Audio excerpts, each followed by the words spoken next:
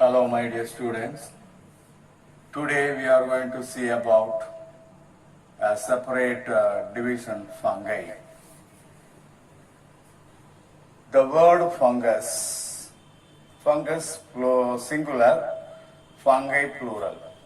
The word fungus derived from the Latin word meaning mushroom. Fungus means mushroom.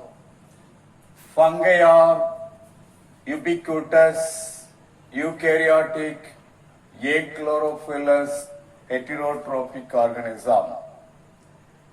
Fungi are ubiquitous, like that of bacteria, they are present everywhere. They can be seen everywhere.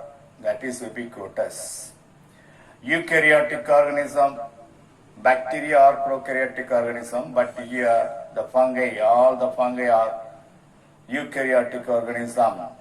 Here the nucleus is well developed and most of the cytoplasmic organelles are present in the cytoplasm. In plants, fungi are the only organisms which are not having chlorophyll pigments. So they are achlorophyllous organism. When chlorophyll pigments are absent, those organisms cannot prepare their own food material. They cannot carry out photosynthesis. So they have to lead heterotrophic mode of nutrition. So they are heterotrophic organism. Some of the fungi are unicellular. For example, yeast. Yeast is a unicellular fungus. Some are multicellular, for example, Mucor, Rhizopus, Penicillium, Aspergillus, etc. Many things we can see. The study of fungi is called mycology.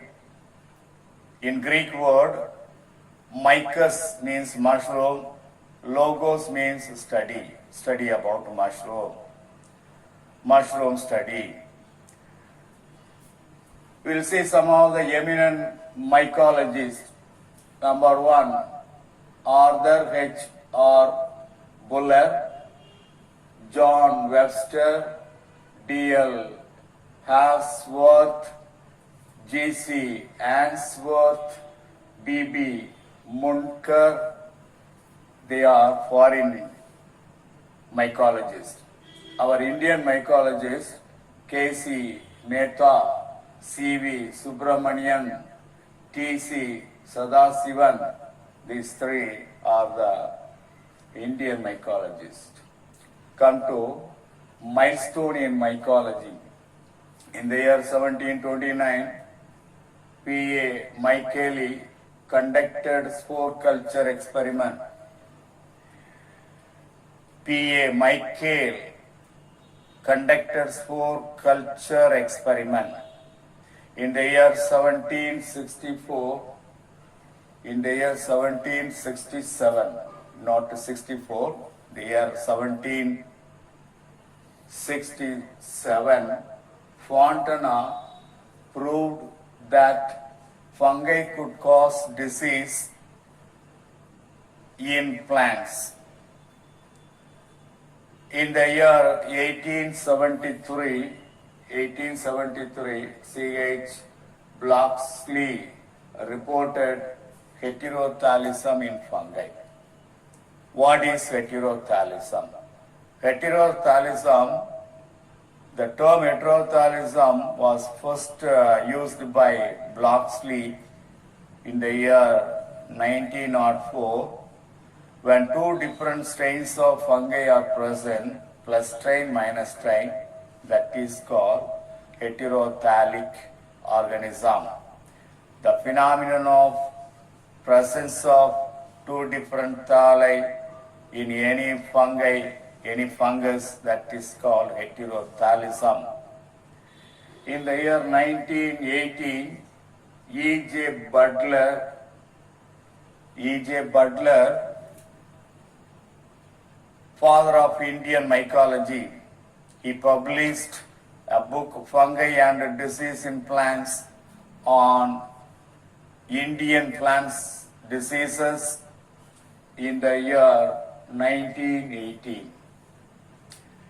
And also he established Imperial Agricultural Research Institute at Pusa, Bihar, that was shifted to New Delhi, and at present now it is called as Indian Agricultural Research Institute, IARI. In the year 1928, Alexander Fleming, a very famous scientist, discovered penicillin in the year 1928. It is considered as a very important discovery in the world of medicine. The history of World War II recorded the use of penicillin in the form of yellow powders to save million and billion lives of soldiers. Alexander Fleming was awarded Nobel Prize in Medicine in the year 1945. So Alexander Fleming, a very famous scientist, discovered penicillin that was considered as a very important discovery in the world of medicine. So that is penicillin. In 1952, Pondicherro and Roper reported parasexual cycle in fungi. Parasexual is a process of reproduction. It's a reproductive process in which recombination of genes from genetically distinct cells or individual occurs without meiosis. When irregular type of reproduction takes place without the formation or without following meiosis, that is called parasexuality. Right, now we'll pass on to general characteristic features of fungi. The fungi, the plant body of fungus is called mycelium. Mycelium is the plant body of fungus. The mycelium of fungus is made up of thin filamentous structure, thin filamentous much branched structure, that is called hyphae, collectively called hyphae. Hyphae plural, hypha singular. The cell wall of fungi is made up of polysaccharide, that is called chitin. The cell, in all the plant cell, the cell wall is made up of cellulose, except in the prokaryotic organism. In all the eukaryotic plant cell, the cell wall is made up of cellulose. But in the case of fungi, the cell wall is made up of chitin, that is a kind of polymer N-acetyl glucosamine. N-acetyl glucosamine. There are two types of mycelium classified based on the presence or absence of septum. Septum is cross wall. See, this is the mycelium or hypha. When cross wall present, this is the septum. Septum means cross wall. That will separate the cell, one cell from other cell. That is septum. In some cases cross wall present, in some cases cross wall will be absent. When cross wall is absent, this is the aseptate hypha. When cross wall present, such a type of hypha or mycelium is septate.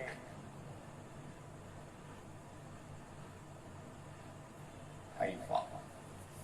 So two types of hyphae present. One is septate hypha and another one is aseptate hypha. Based on the presence of septate and aseptate hypa, mycelium also will be divided into septate mycelium and aseptate mycelium. In the case of aseptate mycelium, the nuclei will be gathered in the mycelium and that show multinucleated condition. Those aseptate multinucleated mycelium is called cenocytic mycelium. The cenocytic mycelium can be seen in the lower fungi. For example, albugo. Albugo is a lower fungi. Here the mycelium is multinucleated one, aseptate one. Aseptate multinucleated condition of the mycelium is called cenocytic mycelium. In the case of septate mycelium, cross wall present, such a type of mycelium can be seen in higher fungi. For example, mucor, Rhizobus, Penicillium.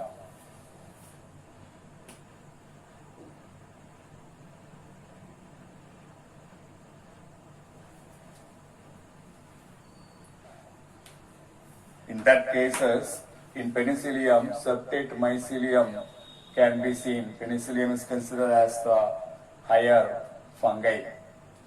Fungal tissues. The mycelium are arranged in the form of tissues-like structure.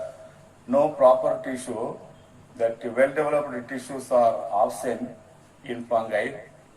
Anyhow, the fungal mycelium is organized into loosely or compactly interwoven fungal tissues that form the fungal tissue, that form the tissues in the fungus, that is called fungal tissues.